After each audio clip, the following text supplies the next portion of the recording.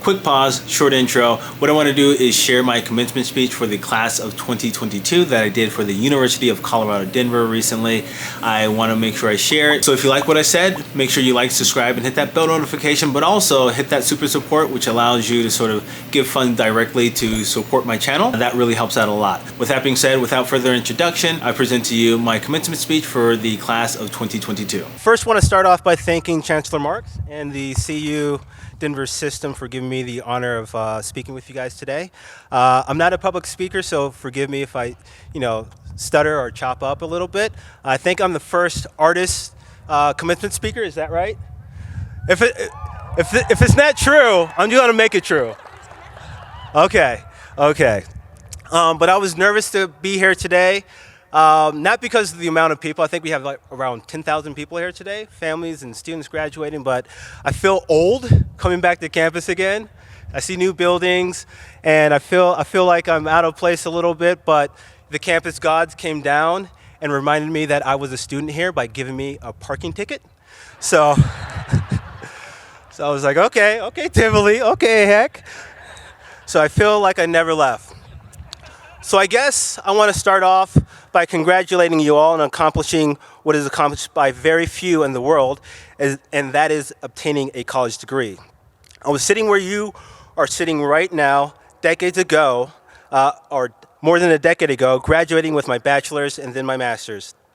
So I know the feeling of investing years of my life, money, resources for an education. And we all come here from different paths. I think he said 2,200 people graduating from around 21 different nations. So that's amazing right there. First generation, second generation, those on scholarship, those that worked every day to pay for school. I worked in the Tivoli in the student life office for 4 years just to pay for my MBA. So regardless of your path to get here, you are here and we want to celebrate you today. Now, it's time to figure out how to make an impact in the world. See, the degree that you're getting is only a tool amongst many other tools that you will acquire along your journey to create meaningful impact. When I graduated, I didn't know how to do that. So I was sitting where you guys are sitting right now, and I didn't know how to do that. And I got my degree, and I thought I wanted to do advertising. So I went into advertising and hated it from the start.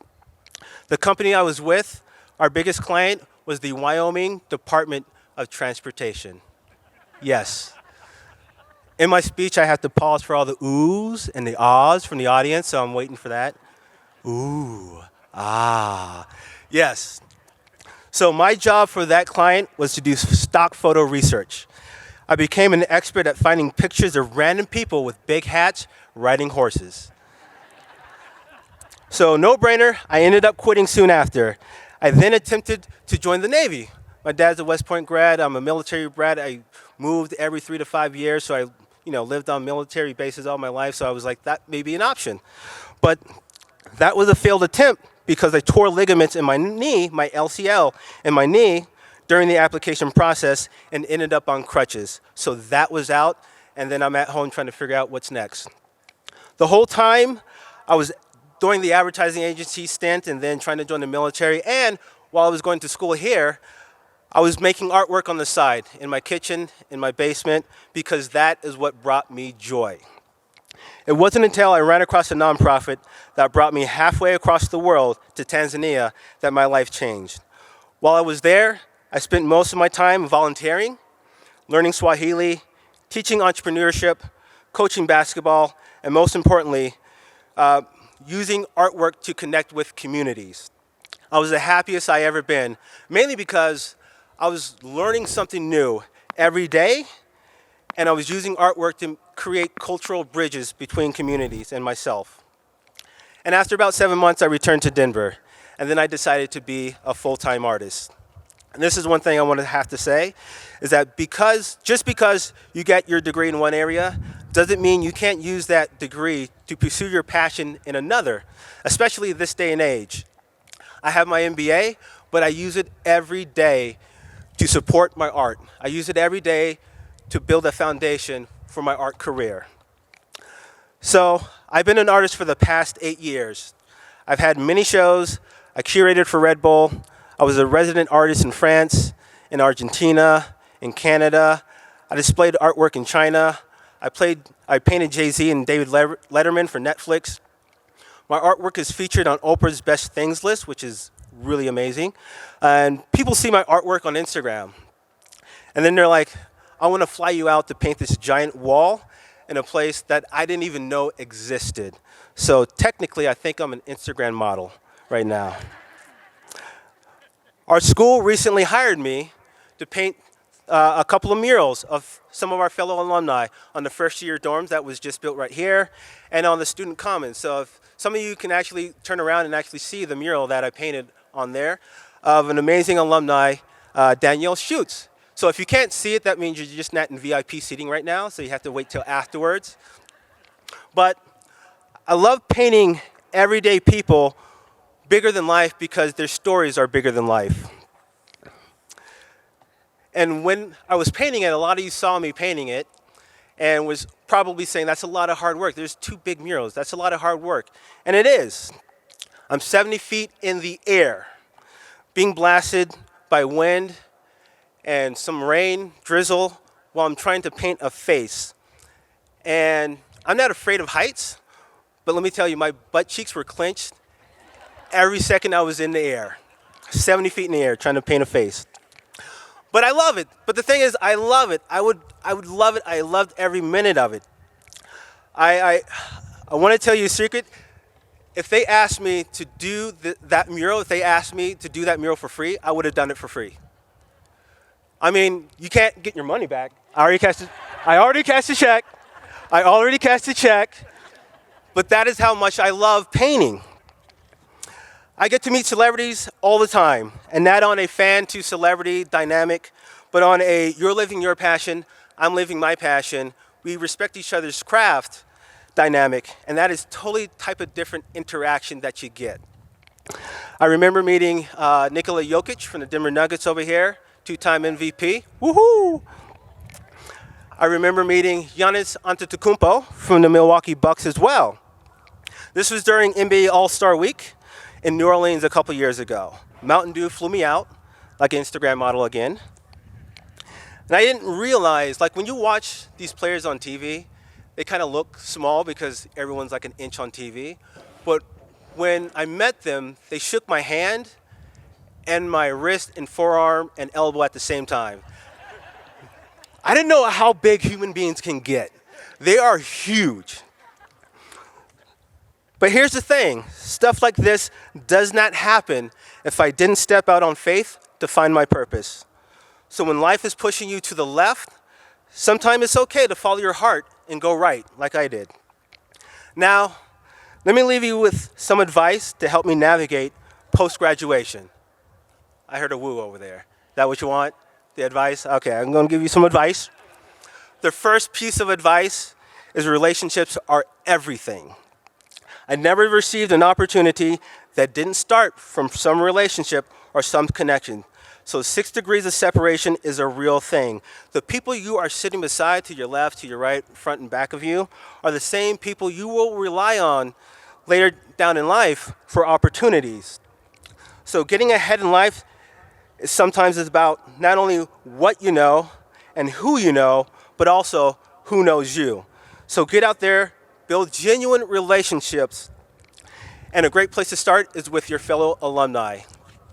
I want to take a side note. I just met my friend again, Jack Kroll. We went to school together here 10 years ago, right? 10 years ago, and we ran across each other right now. So this is going to be something where it's kind of like an opportunity is going to arise from that. So like I said, relationships are everything, so build them. The second piece of advice is be curious and ask questions about everything. Because no one is going to learn for you. Many times we're not curious or vocal because we think we know the answer. We assume. But remember this, assumptions are like dirty windows. We have to clean them off every now and again to see what's really on the other side.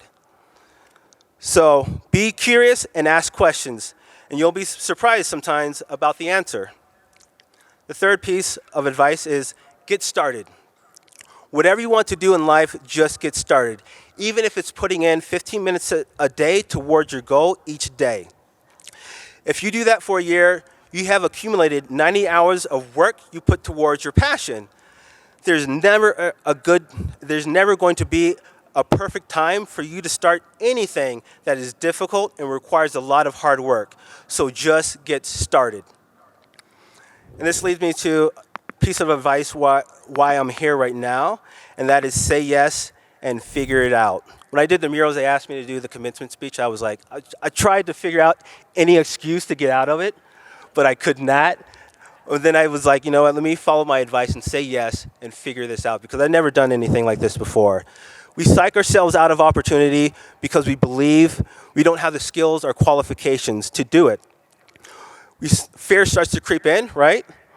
We assume everyone in those positions are qualified and competent, but in fact, many of them are just as clueless as us. I mean, have you ran across someone and you're like, how did they get that job? Like how, right? I take on projects outside my comfort zone all the time. I recently applied for a public sculpture art project through the city.